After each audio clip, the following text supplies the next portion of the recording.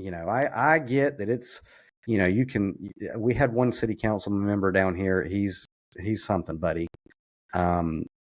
He tries to gaslight the people around here into thinking, well, we saved a baby, right? In 30 minutes, we saved a baby. And it's like, okay, dude, cool. You saved a baby. I totally get it. However, at what cost, right? Because you're not going to hear all of the stories of the people who become victims of this system. You're not, and most people who are having their Fourth Amendments violated, they don't even know that it's happening, right? They don't even know enough to know that their privacy is being invaded and they're being searched and all this good stuff without a warrant. They don't know. So, this council member that we got down here, who's, like I said, he's a character. He justifies mass surveillance and antichrist technology by saying we saved a baby, and his logic is about as intelligent as saying, we mowed down an entire gymnasium of innocent people to catch one shoplifter, so it's a good system. We murdered all these people in this gym, and we got a criminal. It's just dumb. And anybody who thinks that line of reasoning is intellectual, well, refer back to Bonhoeffer, okay? It's not, because this is the reality of the situation with like the flock system and these mass surveillance systems. They are always going to be weaponized. And again, you're not going to hear the horror stories. I know some horror stories about, individuals who were in this area in Georgia. The AI system alerted the police that there was a 7-year warrant for this person. And by the end of the story, because they drove by a flock camera, a single mother was tased and carried to a jail, put in a cage for 3 days, traumatized because of an AI system that deemed her to be a criminal. And then law enforcement officers showed up with no empathy, no human whatever. They just were told by this AI system, hey, there's a warrant, we're here to take you to a cage, and then horror ensues. And so, so you'll be told that, like, you'll be gaslit into that this system is only criminals need to be afraid of this system. Okay, well, who's defining criminal? Okay, who's defining criminal? Now, I mean, if any particular system wants to label jaywalking a crime, then again, they move the tombstones with the wordplay. Yes, we used flock to catch this criminal. Okay, how long before people with an expired tag are labeled criminals? Or, certain bumper stickers or political statements on their automobiles are labeled criminals. Okay, so don't be fooled by that in your area.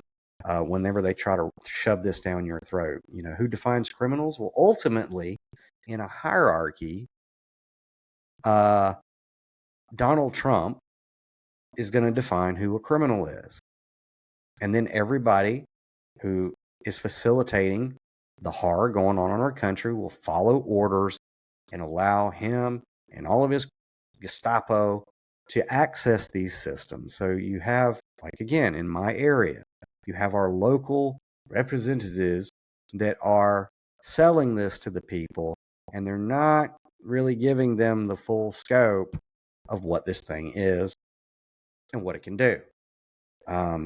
And maybe they don't even understand the full scope of what it is and what it can do. But they're going to learn. Believe me, they're going to learn. So that came up. And during this election, this was something that the system's candidate around here, LaRonda Patrick, is really, really putting out there and touting as if it's a wonderful thing. Now, let me say, she's getting a lot of recognition for it, a lot of accolades, a lot of awards and all that good stuff, a lot of people praising her for it.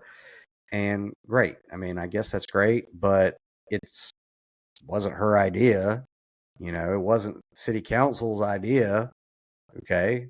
Smart cities and the smart city agenda goes back to the earliest I remember hearing about it was 1992.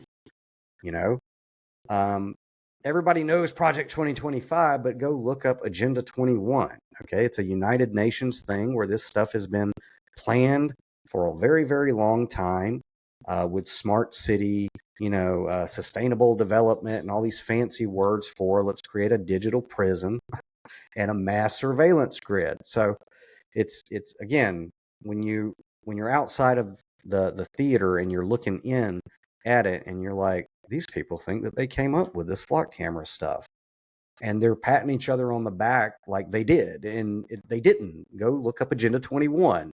This is something from up on high that has been trickled down, and you have active participants putting it up in their own communities, in their own neighborhoods, saying it's for your peace and for your safety, when that's not really what it's going to be used for, and we all know that.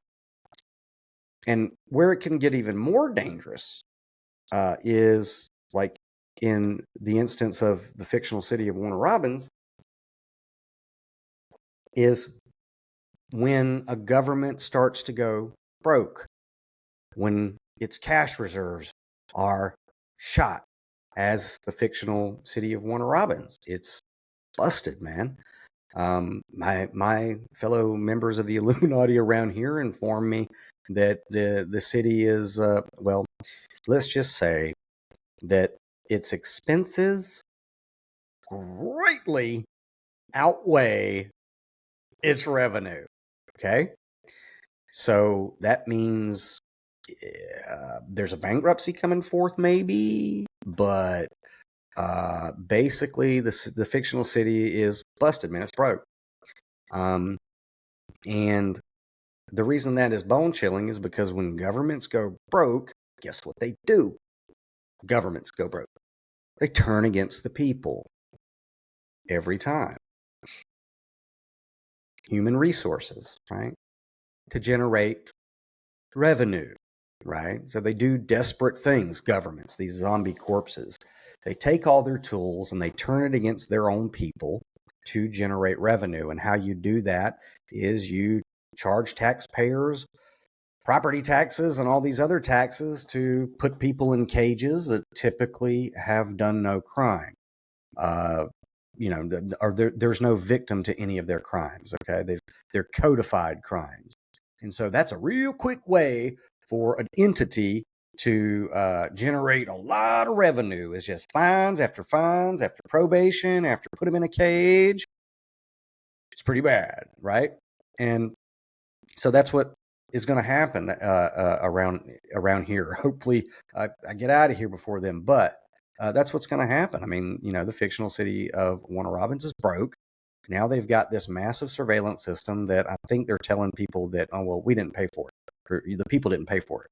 And I'm like, they're gonna, trust me, they're gonna pay for it in ways that they're not quite ready for if they don't wake up and do something about it.